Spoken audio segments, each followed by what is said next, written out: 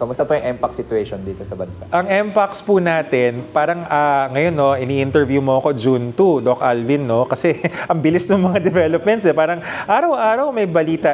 Hindi ibig sabihin na dumadagdag ang bilang ng lumalampas na sobra-sobra, hindi po. Nagiging highlight lang po siya kasi yung mga local government units ay nagre-report at magandang balita yon kasi ibig sabihin, nakikita nila kung anong nangyayaring sitwasyon. Makikita nyo na nung Abril, mas marami yung bilang ng MPACs cases, both suspect and probable at saka yung ating confirmed na cases. Walang lockdown dahil sa MPACs dahil ang MPACs hindi siya airborne. Nakukuha po siya balat sa balat, pinaka-key symptoms ng MPACs. Butlig sa balat, pagka meron kang mga exudates, yung mga nagtutubig, yun yung nakakahawa. Dapat po sa MPACs, and hindi lang sa MPACs, pati sa chickenpox, pagka may ganyan, hayaan nyo munang matuyo, manging langib at mahulog bago kayo lumabas uli sa isolation ninyo. So bawal, Dok, yung makipagyakapan tsaka halikan?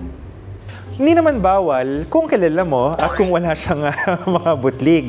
Diretsuhin ko na, labing-labing na hindi mo kilala, anonymous, medyo wag ho tayong ganun dahil doon ho natin makukuha hindi lang ang MPACs kundi ang iba pang mga infectious diseases. No judgment naman yon kung kayo po ay may mga ibang nakakasalamuha, basta kilala niyo sila at kaya niyo pong i-text kung kayo man po ay magkaroon ng infection. Paano kung smack lang daw, Dok? Kung